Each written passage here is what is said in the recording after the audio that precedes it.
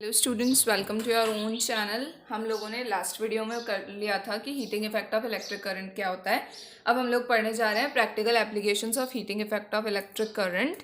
इससे पहले स्टार्ट करने से पहले अगर आप लोगों ने चैनल सब्सक्राइब नहीं किया है तो please subscribe the channel and hit the bell icon, जिससे आप लोगों को रेगुलर नोटिफिकेशंस मिलते रहेंगे जैसे ही मैं वीडियो अपलोड करूँगी उनके। तो हम लोग स्टार्ट करते हैं। ये हमारा लास्ट वीडियो होगा इलेक्ट्रिक करंट चैप्टर का। इससे पहले अगर आप लोग न्यू हैं तो पहले मैंने वीडियोस डाल दिए हैं, वो वीडियोस आप लोग चेक कर सकते हैं। हम स्टार्ट करते हैं। Practical applications of heating effect of electric current. In some cases, heating effect is not considered useful as it converts desirable electric energy into unuseful heat। तो देखो हमने क्या पढ़ना है कि heating effect of electric current के practical applications. Heating effect क्या होता है? इलेक्ट्रिक करंट का इलेक्ट्रिक एनर्जी का हीट एनर्जी में कन्वर्जन होता है हीटिंग इफेक्ट। तो अब हीटिंग इफेक्ट कई जगह तो हमारे लिए यूज़फुल है, पर कई जगह हमारे लिए यूज़फुल नहीं होता है। जैसे हम लोग देखते हैं कि हम लोग हमारे मोबाइल को चार्ज लगाते हैं, सबसे कॉमन एग्जांपल है। तो हम लोग मोबाइल को चार्ज लगाते हैं तो हमारा mobile as well as charger दोनों चीज़ें थोड़ी थोड़ी गर्म हो जाती है। वो गर्म क्यों हो जाती है? क्योंकि जो इलेक्ट्रिसिटी है वो पूरी हमारे उसमें नहीं जा रही है, चार्ज करने में नहीं जा रही है। कुछ अमाउंट ऑफ इलेक्ट्रिसिटी किसमें कन्वर्ट हो जा रहा है? हीट एनर्जी में कन्वर्ट हो रहा है। अब फ़ोन का गर्म होना या फिर हमारे चार्जर का गर्म होना ये हमारे लिए कोई यूज़फुल आउटपुट तो नहीं है। अब इस केस में तो जो हीट एनर्जी बन रही है वो हमारे लिए यूज़फुल नहीं है। पर अगर हम लोग देखते हैं हमारा जो इलेक्ट्रिक रॉड, हम लोग सर्दियों में पानी गर्म करते हैं तो उसमें भी क्या होता है? जो इलेक्ट्रिकल एनर्जी आ रही है वो किस में कन्वर्ट हो रही है? हीट एनर्जी में कन्वर्ट हो रही है। पर वहाँ पे वो हीट एनर्जी में कन्वर्ट होना हमारे लिए यूज़फुल है। ठीक है, तो जो चीज़ हमारे लिए यूज़फुल है वो हमारा हीटिंग इफेक्ट का प्लस पॉइंट हो जाएगा, और जहाँ पे ये हीटिंग इफेक्ट हमारे लिए अच्छा नहीं है, यूज़फुल नहीं है, वो हीटिंग इफेक्ट का माइनस पॉइंट हो जाएगा। ठीक है, तो हम लोग कंटिन्यू करते हैं कि कुछ ऐसे अप्लायंसेस, कुछ ऐसी एप्लीकेशंस जो हमारे लिए यूज़फुल है किसकी? Heating effect of electric current की। सबसे पहले devices like laundry iron, electrical oven, electrical toaster etcetera works on joules law of heating. जैसे हमारे आयरन हो गई, लॉन्ड्री के जो हम लोग कपड़े वगैरह प्रेस करते हैं वो आयरन हो गई, हमारा ओवन हो गया, हमारा टोस्टर हो गया, ये सब चीज़ें क्या है? Heating effect of electric current पे ही वर्क करती हैं।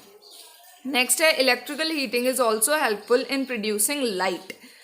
ये जो इलेक्ट्रिकल हीटिंग है, मतलब heating effect of electric current है, ये हमारे लाइट प्रोड्यूस करने में भी बहुत ज़्यादा हेल्पफुल होता है। जैसे हम लोगों ने देखा है हमारे जो बल्ब आते थे, जो बल्ब में टंगस्टन का वायर आता था, आजकल ये CFL और जो ट्यूबलाइट्स हैं इनमें नहीं आता है, जो हमारा बल्ब होता है उसमें आता है टंगस्टन का वायर। ठीक है, तो वो वायर जब हीट होता है तब वो लाइट प्रोड्यूस करता है। अगर वायर हीट नहीं होगा तो वो लाइट भी प्रोड्यूस नहीं करेगा। तो हीटिंग इफेक्ट हमारे लिए लाइट प्रोड्यूस करने में भी हेल्पफुल है।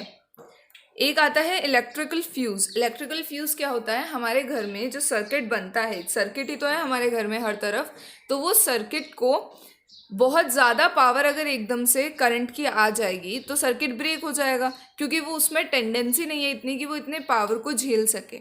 तो उस केस में एक इलेक्ट्रिकल फ्यूज़ लगाया जाता है। हमारा जो मेन सर्किट होता है घर का, वहाँ पे एक फ्यूज़ लगाया जाता है। जैसे ही करंट उसकी कैपेसिटी से ज़्यादा आएगा तो वो ब्रेक हो जाता है, मेल्ट हो जाता है हीट होके।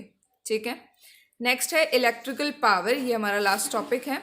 इलेक्ट्रिकल पावर क्या होता है? अभी हमने पीछे पढ़ा था, लास्ट वीडियो में पढ़ा था, पावर का formula P is equals to VI। That is power क्या होती है? Potential difference of the circuit multiplied by the current flowing in the circuit. अब हमें पता है कि V क्या होता है ओम्स लॉ से? V is equals to IR, तो हमने V को IR रख दिया था फॉर्मूला में।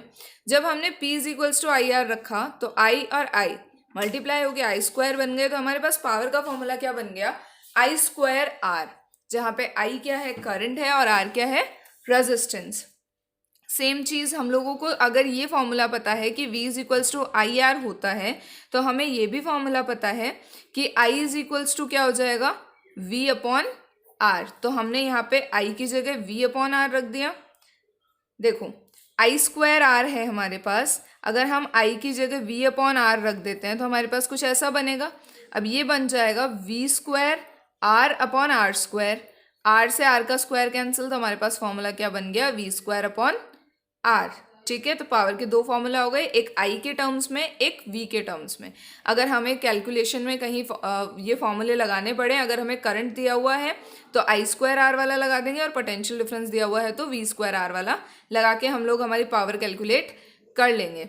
अब इलेक्ट्रिक पावर की एसआई यूनिट, पावर की एसआई यूनिट क्या होती है? What, WATT। इसको डिनोट किससे करते हैं? W से। नेक्स्ट हम लोग डिस्क्राइब करते हैं कि एक वॉट का मतलब क्या होता है। ठीक है, तो एक वॉट का मतलब है 1 watt is the power consumed by a device that carries 1 ampere of current when operated at a potential difference of V। क्या हुआ कि 1 वॉट पावर क्या कहलाएगा कि जब किसी सर्किट का पोटेंशियल डिफरेंस 1 वोल्ट हो और उसमें जो करंट फ्लो हो रहा है वो 1 एम्पियर हो, तो उस सर्किट की जो पावर कंज्यूम होगी वो क्या होगी? 1 वॉट। तो 1 वॉट किसके बराबर हो गया? 1 वोल्ट एम्पियर। ठीक है। What is a small unit in daily practice? Kilowatt is used. What जो है वो एक स्मॉल यूनिट है पावर की छोटी यूनिट है वॉट, तो इसको हम लोग डेली यूज में नहीं ले सकते।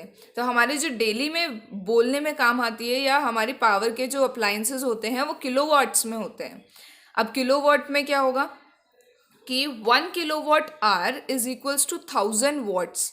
1 किलोवाट आर, किलोवाट का मतलब क्या हो गया? 1000। तो 1000 वॉट आर है, आर का मतलब कितने सेकंड्स हो गए? 3600 सेकंड्स। तो इन दोनों को जब हमने मल्टीप्लाई किया तो हमें वॉट सेकंड में 1 किलोवाट आर को कन्वर्ट कर लिया। तो 1 kilowatt hour is equals to 3.6 into 10⁻⁶ watt seconds. ठीक है।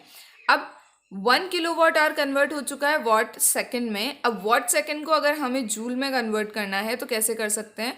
1 watt second is equals to होता है जूल। वॉट सेकंड ले लो चाहे जूल ले लो, दोनों एक ही बात है। वॉट सेकंड या जूल दोनों एक ही चीज़ है, तो हम लोग यहाँ वॉट सेकंड भी लिख सकते हैं और जूल भी लिख सकते हैं। ठीक है। अब commercial unit of electrical energy, ये 1 नंबर में क्वेश्चन पूछ लिया जाता है कि हमारे जो घरों में इलेक्ट्रिकल एनर्जी आती है उसकी यूनिट क्या होती है? तो उसकी यूनिट होती है किलोवाट आर, जो हमने यहाँ पे पढ़ा kWh 1 किलोवाट आर। तो किलोवाट आर हमारी क्या हो गई? इलेक्ट्रिकल एनर्जी की कमर्शियल यूनिट हो गई। इसके साथ हमारा इलेक्ट्रिकल करंट चैप्टर कंप्लीट होता है। नेक्स्ट चैप्टर हम लोग नेक्स्ट वीडियो से स्टार्ट करेंगे। Thank you.